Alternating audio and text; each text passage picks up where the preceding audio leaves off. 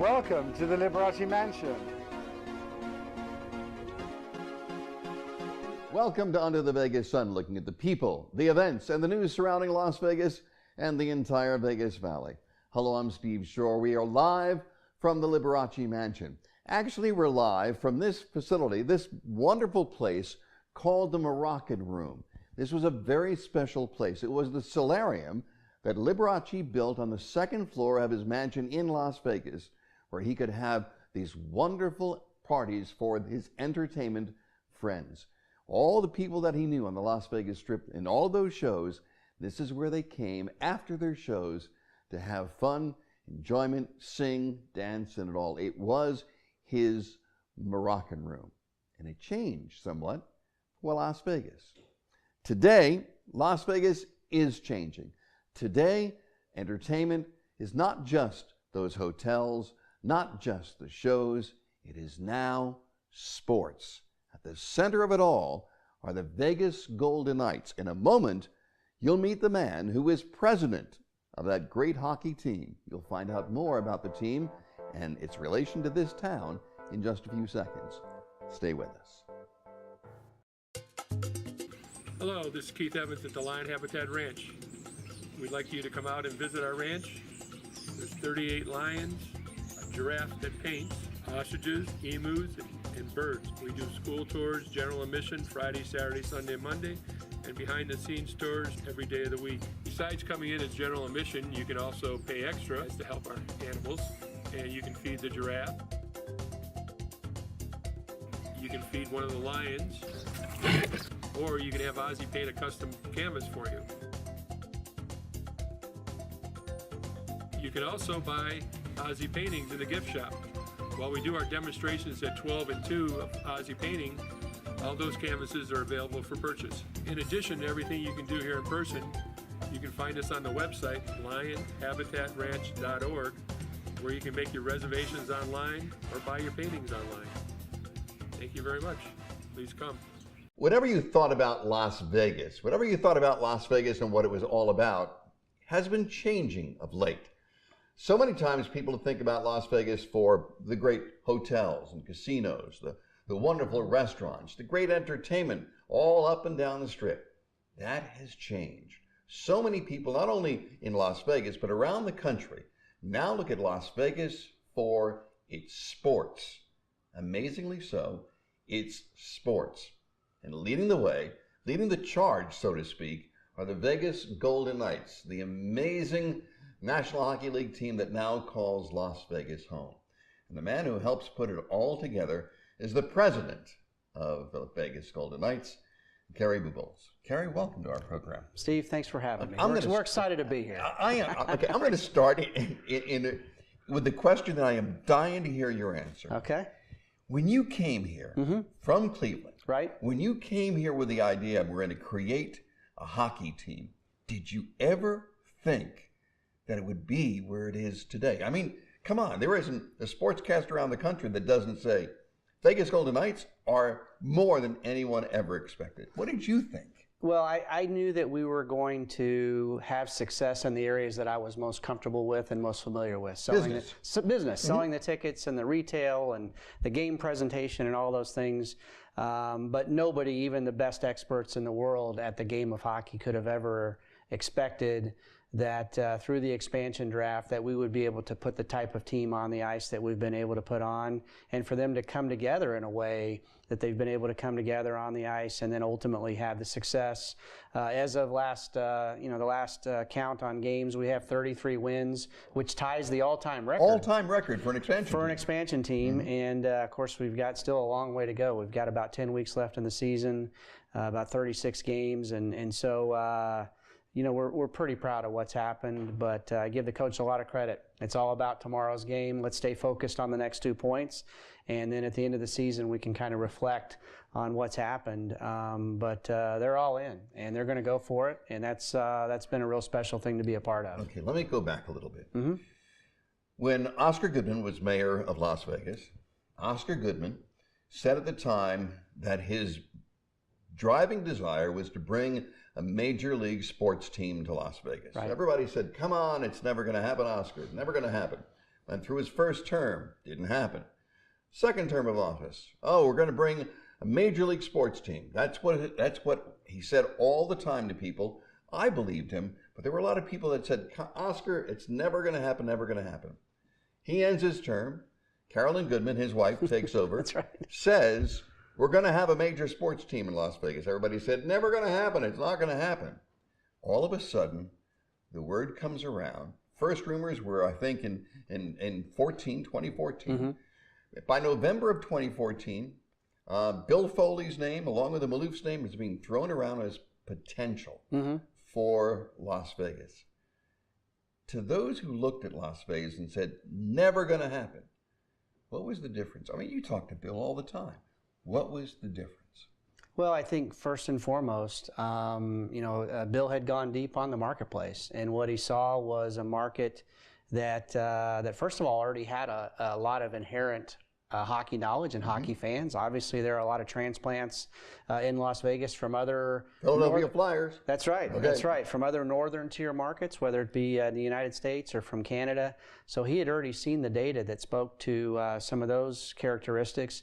And then also just look in the market itself. You've got over 2 million people. If you look around the country, there are numerous major league cities that are out there, whether it be the NBA or even the National Hockey League or even the NFL for that matter, that are much smaller markets than Las Vegas. So really the only variable that was still out there that was keeping the city from getting it was having a commissioner like Gary Bettman to say, you know what, I'm comfortable with the gambling aspect that for whatever reason was really the holdup. And that ultimately, I give Gary a lot of credit. He put that aside, thought it through, and then worked closely with the Maloofs and Mr. Foley to bring NHL hockey to Las Vegas. Kerry, a lot of people said, you know what, Las Vegas is a different city.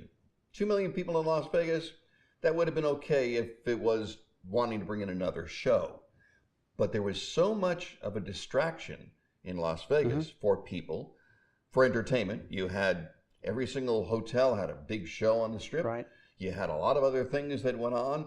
Even the one team that we had here, the Las Vegas 51s, although they've always had pretty good turnouts, not a killer year. It was never a sellout every single game because of the other entertainment.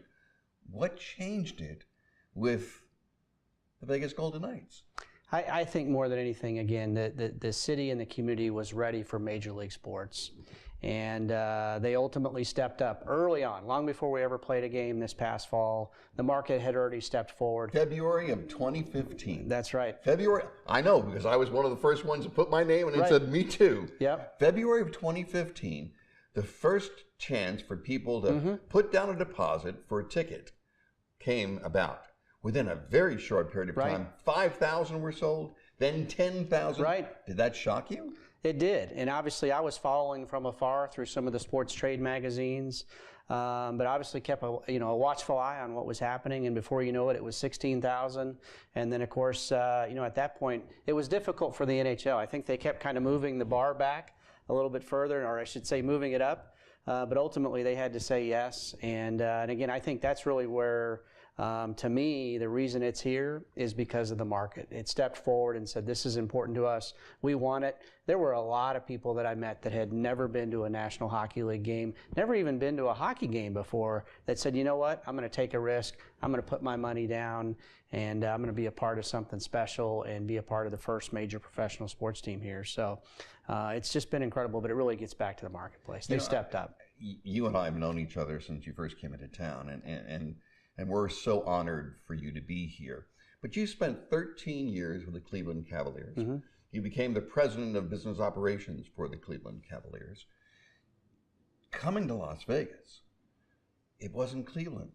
It wasn't what you had there. It was a different city.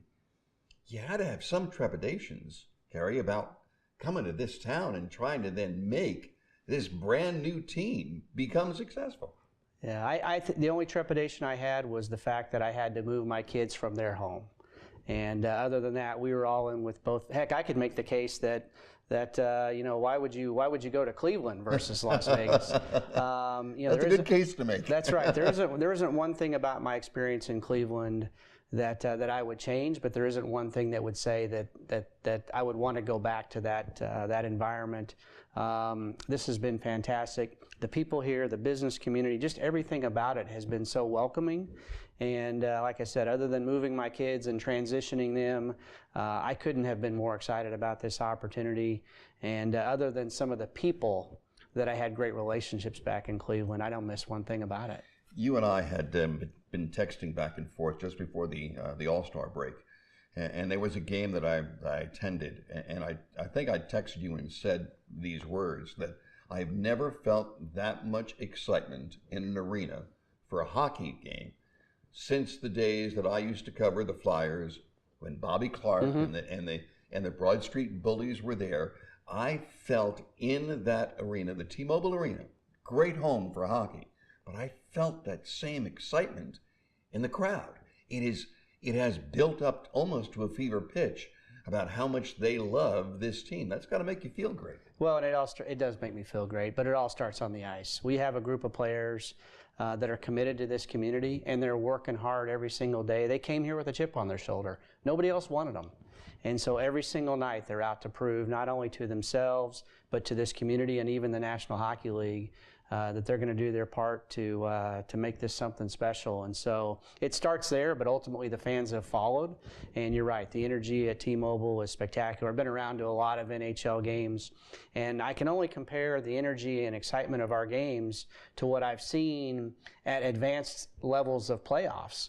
I've been fortunate to be a part of a run when I was in Carolina. We went all the way to the Stanley Cup final, and I saw that energy, but it wasn't until we got to the conference finals or the Stanley Cup final. And what we're seeing now in the regular season, and we're still, we're just kind of halfway through, it's just been incredible. So I can't wait till we get a little further along in the year, maybe have a chance to clinch a division title, maybe have a chance to clinch the playoffs, maybe have a chance to host a playoff game.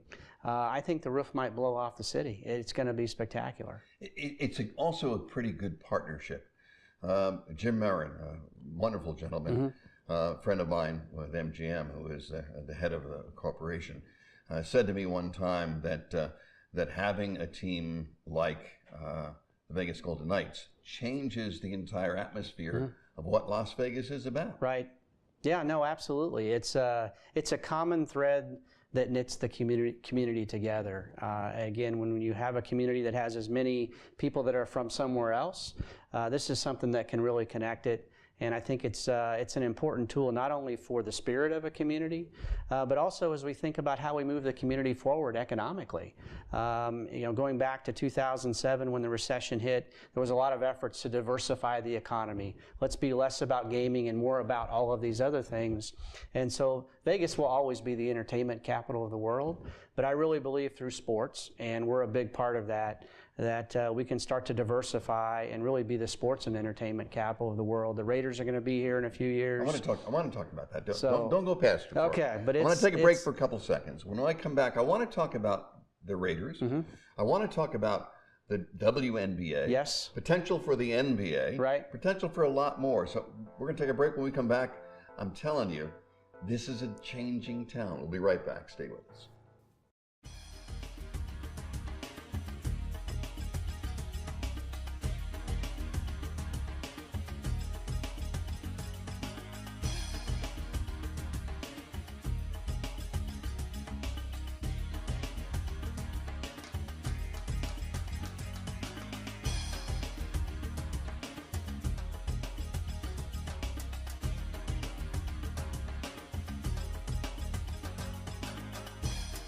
The great thing about Las Vegas is not only the big hotels, the casinos, it's the people.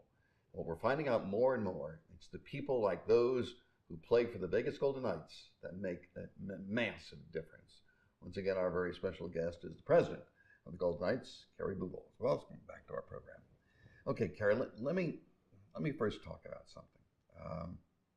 Your opening game at home was, if I'm not mistaken, October 10th. October 10th, yeah. That was just really 10 days, following 9 days, after the 1 October shooting in Las Vegas. This is a town that is Vegas strong. This is a town that is much more than I think people even believe it is. Your wisdom, the GM, Bill Foley, Maloof's, did an amazing event that evening, not only to welcome the team to Las Vegas, but to make sure that Vegas Strong stayed Vegas Strong. Mm-hmm. What went into that? You know, first and foremost, you know, the day after was just such an interesting day for everybody. There was so much emotion and uncertainty with that first day. So there really wasn't even a lot of talk or thought to October 10th. We were just trying to make sure our staff was okay, and just kind of emotionally everybody was together. But that next morning, that Tuesday, we had to start actually thinking that, you know what, our home opener is still coming up. The Friday coming up was going to be the opening of our season. And there had been years of work and time and thought put into getting ready to launch this great brand. And so we really had to just take a step back and really think about what's our role in all of this. And I remember having a lot of interesting dialogue with our team leadership group. And a lot of it was, you know what, we got to help heal. We got to be a part of the community in terms of helping move this forward. And so we said, you know what, we're going to reshape what we're going to do for the home opener. It's not going to be a celebration.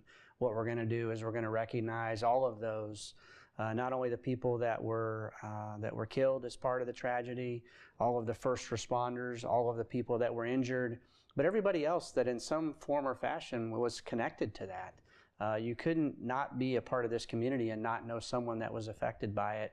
And so we worked closely with the National Hockey League. We worked closely with the Players Association. And then we worked closely, obviously, with our team internally to get out and just find a way to tell the story of how our players went out into the community and helped heal. I think what it did, and I'm just speaking from somebody who was there, felt the emotion, felt what was going on, it solidified the position of your players, your team, with the community. And I don't think that, I know that wasn't your original thought. Your thought was to stand up for the community, but it solidified that. And I think that was very important. That's a lot of who Bill Foley is. Absolutely. Yeah. When I talk to Bill, I've always had this sense that community means everything to Bill Foley. And when you have a man like Bill Foley who can own anything in the world, knowing that his team is here and has that sense, it's got to make you feel good. It makes me feel great. And you know, that moment, that night, you know, as I kind of look back on a career where we've had a lot of great wins, that may have been our greatest win. Just to be a part of that presentation, to see the reaction that people had, to feel the sense and the pride, it's something that I'll take with me. But it does start with Bill. We talk about community being a contact sport, and you know, he requires us to get out. And so even, you know, going back to that Tuesday, it was him saying these are all the things we're going to do, but sitting with the players saying you don't have to do any of it, and having every single guy raise their hand and say, hey, we're going to get out and do what we can. And now you have a great foundation that's giving back to the community all over again. Yeah, the Vegas Golden Knights Foundation. Bill helped kind of organize close to $1 million that went back to the Metro Police Department in terms of some of the equipment needs that they have. And but it always starts at the top, and his leadership and guidance was incredible through a very, very difficult period of time. There are now days being counted until the Raiders come to Las Vegas and become the Las Vegas Raiders. A lot of people are counting on it. I'm counting on it. Can't wait for that to happen. Had it not been for the success that you had it not been for the success that the Golden Knights created in Las Vegas, do you ever think that the Raiders would have considered coming here? Tough question. I don't know. It's an interesting question. You know, getting back to Mayor Goodman. You know, my guess is he wouldn't have given up, and so he would have, if it didn't work in the NHL, he was going to keep knocking. Steve Sislak, the same thing. That's right. That would have been knocking the doors. That's a great point. Steve's obviously an important part of why we're here, and he's helped guide us in a lot of ways. And so, my guess is that it probably still would have figured out a way to get it here. But I'm excited that we had that opportunity to kind of lay the groundwork and be Vegas born and ultimately set the stage for again, getting back to sports in general in this market as it continues to evolve with the Raiders coming in and some of the other new sports teams that are coming into the market. There's a part of the community, any community, you know, I'm a Philadelphia kid, so the Eagles, go Eagles. Right. The Eagles were great. The Flyers were great. The 76ers were great. There's a certain amount of loyalty in the community that has built from that. Las Vegas over time has had one loyalty, and that was the Runnin' Rebels. Right. That was it. The Runnin' Rebels. Right. That was it. Now you've got the Vegas Golden Knights, soon to be the Raiders, soon to be the WNBA team. Is there a loyalty that is now being experienced in Las Vegas that you didn't think was going to happen? Well, definitely, just in terms of how fast it's evolving, certainly has been surprising in a positive way. And again, if we can play a leadership role in getting all of the sporting community aligned with a message that kind of takes it to a broader level and helps create other economic development in our market, I think that's a win-win for everybody. And so we're working hard with some other folks to make sure that messaging is aligned. Because ultimately, for this community to evolve and diversify, we have to attract more businesses and more industries. And families. And families, right. And so, if you look at some of the core characteristics of why a company creates a national headquarters, if it's a global entity, or a regional headquarters, if it's a national entity, sports is a big part of that. And a lot of the other characteristics of our great community are already in place. And so, to be able to add sports into that mix, I think makes us more attractive, makes us more competitive. And with the can-do attitude of people like the mayor and Steve Sisolak and the county commissioners and all of the other, the private business leadership that's in this market and the political leadership that's in this market, if we can be a part of helping take it to the next level, then we're all in. I'm sitting right now in San Diego or Los Angeles or Orange County or Santa Barbara, any of those cities, and I'm sitting back and going, come on, that's not Las Vegas. Las Vegas is all the Strip, and Las Vegas is, but it's not anymore. Right. No, absolutely. And those are incredible characteristics of our market already, but we have an entire community that we can add to. And again, I think professional sports is a huge part of that. And what you're doing with young people, you have a great practice arena. You open it up to young people. Young teams, kids who never thought about being in hockey before in their entire life, now are playing hockey.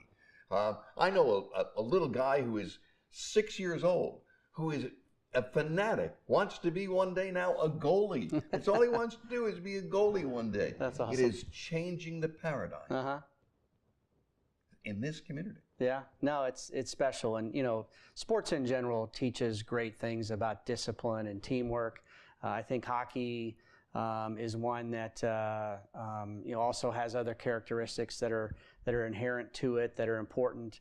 But to be able to introduce a sport that maybe hasn't had a lot of visibility in this community and to do it truly at the grassroots level, whether it's the 6-year-old that you represented, Sam, all of the kids. All he wants to be is a goalie. Sam. I can think of about 3,000 kids this past year that we literally handed them a stick for the first time, and they didn't even know how to hold it the right way. We told them it's not a broom. You got to hold it like this. And but to see them light up and say, you know what, and then they start moving around, and before you know it, they want to, ask mom or dad, hey, can I learn how to skate? I want to learn how to skate. And we've got over 500 kids in our current Learn to Skate program, brand new kids. And then they're going to learn through that process, they're going to want to learn how to play. And then we're going to get them some equipment. And then hopefully before too long, they're playing in our Junior Golden Knights League. And you never know, down the road, 10 years down the road, 15 years down the road, maybe we'll have the #1 player in the National Hockey League come out of Las Vegas. Well, I have to say something. Any success in business, any success in life begins with leadership. And I think that here in Las Vegas, we're very, very lucky. We have a great team with a great coach, with a great GM, with a great president, a great owner. And what you're doing is bringing the leadership to this town that is going to change this town. And I, for one, want to say thank you. I am honored that you've been on our program. And I will leave an open invitation for you at any time to come and speak to our audience about this great team that we have called the Vegas Golden Knights. Thank you, my friend, for everything. I appreciate you having me on, and I appreciate your friendship and your guidance through this process. Thank you. Anytime. It is about a changing Las Vegas. And if you haven't been here in a while, if you're out of town, come see the new Las Vegas and feel what's really here. It has changed, and I'm proud of it. I have some closing words in just a moment.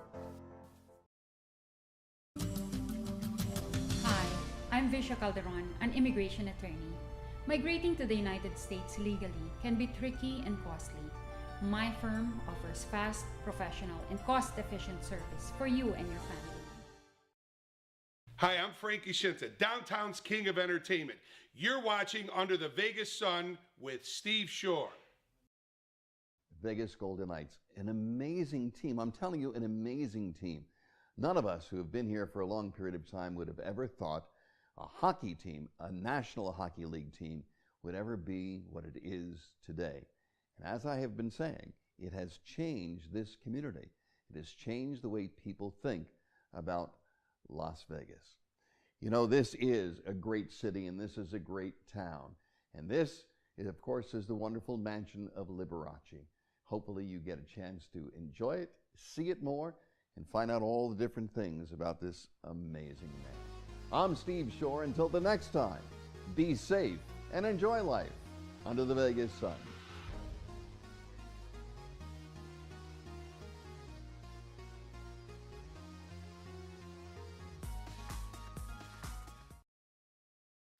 The world of business today is ever-changing. What does it take to move that needle forward? Sometimes it's effective communication, or an extra voice to be heard, or maybe help in turning the right corner. At Consulting America, we provide all of that and more. Get an edge on the competition. Our team offers more than 100 years of business experience, all to help you.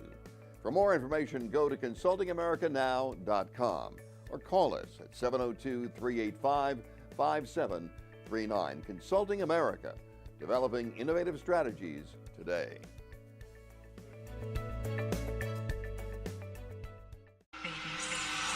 Hello, I'm Steve Schorr. I've been proud to host the TV show Under the Vegas Sun. We've had mayors and entertainers and some of the true movers and shakers of Las Vegas. Well, we're growing again. We'll now be seen in 209 cities in America through our network, Walk TV, as well as in 6 foreign countries. And in Las Vegas, we'll also be seen 4 times each week on Cox Communications, Monday, Wednesday, and Friday at 5 p.m., and now Sundays at 7 p.m. on channels 1096 and 96. I just wanted to say thank you.